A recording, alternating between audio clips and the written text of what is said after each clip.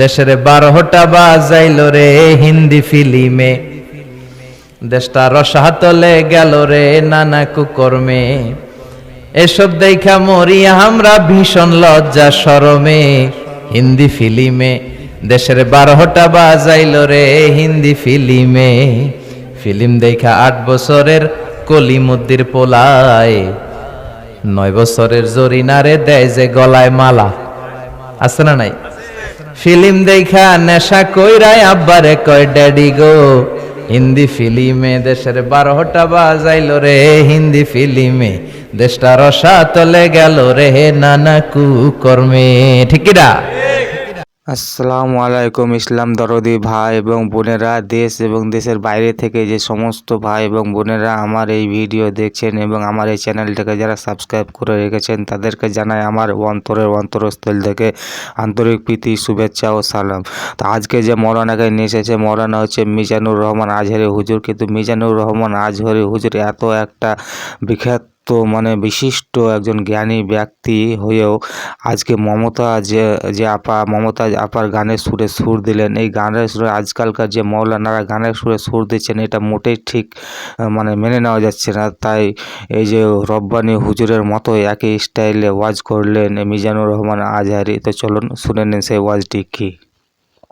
ইমরাতু ফেরাউন, ফেরাউনের বউয়ের নাম হক্কা, নাম খিতা আসিয়া।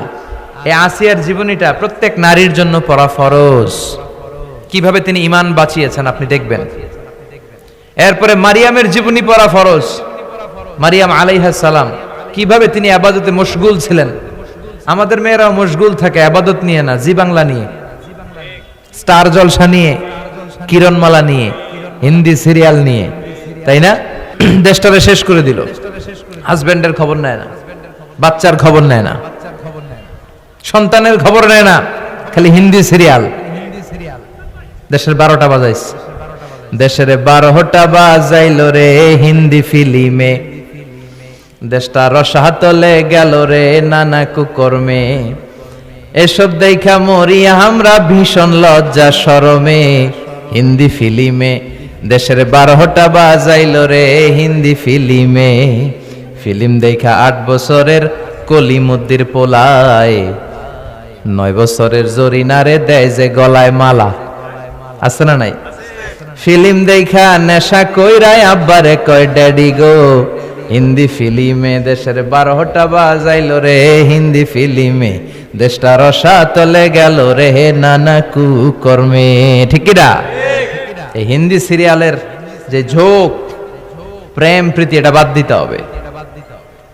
এগুলো বাদ দিয়ে ইবাদতে মশগুল হন মারিয়াম আলাইহিস সালামের মতো। তিনি মশগুল ছিলেন ইবাদতে, হিন্দি সিরিয়াল নিয়ে নয়।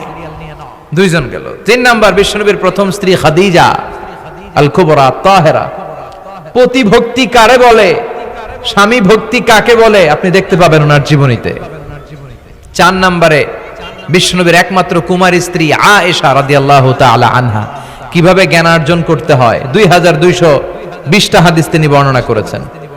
নারীদের মধ্যে সবচেয়ে বেশি হাদিসের বর্ণনাকারী। ফ্যামিলির হাদিসগুলো বর্ণনার জন্য আল্লাহ তাআলা মা আয়েশাকে বিশ্বনবীর ঘরে ট্যাপ রেকর্ডার হিসেবে পাঠিয়েছিলেন। বিশ্বনবী যা বলতেন সব মুখস্থ করে নারীদের কাছে ওয়াজ করে ছড়াইয়া দিত। কি নারী ছিল! মা আয়েশার জীবনী পড়তে হবে। সব শেষে বিশ্বনবীর কলিজার টুকরা, নয়নের পুটলি ফাতেমাতুল আজ-জাহরা, এই ফাতেমাতুজ জাহরার জীবনী পড়তে হবে। তার জীবনী থেকে আপনি পাবেন কিভাবে পর্দা করতে হয়। উনি মরার আগে আলীকে বলে গেলেন, আলী, জীবদ্দশায় আমারে কেউ দেখে নাই, নবীর মেয়ে মোটা না চিকন, লম্বা না খাটো। মরার পরেও বেশি মানুষে জানাজা আসতে বলো না, রাত্রিবেলা অল্প কয়েকজন লোককে নিয়ে জানাজা দিয়ে আমার কবর দিয়ে দিও। কেমন করে আপনি নিজেকে সেভ করবেন, এই শিক্ষা মাফ সাইয়্যিদাতুনা ফাতেমাতুজ জোহরার জীবনীতে আছে না নাই? তাহলে এই কয়েকজন নারীর জীবনী পড়তে হবে। আর যে 4টা কথা বিশ্বনবী বলেছেন এগুলোর উপর আমল করতে হবে। তাহলে আমাদের নারীদেরকেও জান্নাতি বানাবে কে? আল্লাহ। তুমি আমাদের মাদেরকে, বোনদেরকে, আমাদের নারীদেরকে তুমি খাদিজাতুল কুবরার মতো কবুল করো, আয়েশা সিদ্দিকার মতো মহিয়সী নারী হিসেবে কবুল করো, ফাতেমাতুজ জাহরার মতো এরকম পর্দানিশীল নারী হিসেবে কবুল করো। আল্লাহ তাআলা আমাদের সবাইকে কথাগুলো বুঝার ও আমল করার তৌফিক দান করুক। আমরা পড়ি আমিন। আপনারা সবাই ভালো থাকবেন, সুস্থ থাকবেন, সুন্দর থাকবেন, কোরআনের সাথে থাকবেন। সুবহানাকাল্লাহুম্মা বিহামদিকা আশহাদু আল্লা ইলাহা ইল্লা আনতা আস্তাগফিরুকা ওয়া আতুবু ইলাইক। আল্লাহুম্মা আমিন। হ্যাঁ বন্ধুরা, আজকের ভিডিও কিন্তু এই পর্যন্ত। এরপরে কিন্তু আবার আমরা নতুন কোনো একটা ভিডিও নিয়ে উপস্থিত হবো। তাই বন্ধুরা, আমার এই চ্যানেলটাকে যারা সাবস্ক্রাইব করুন তারা কিন্তু প্লিজ দয়া করে সাবস্ক্রাইব করে নিও।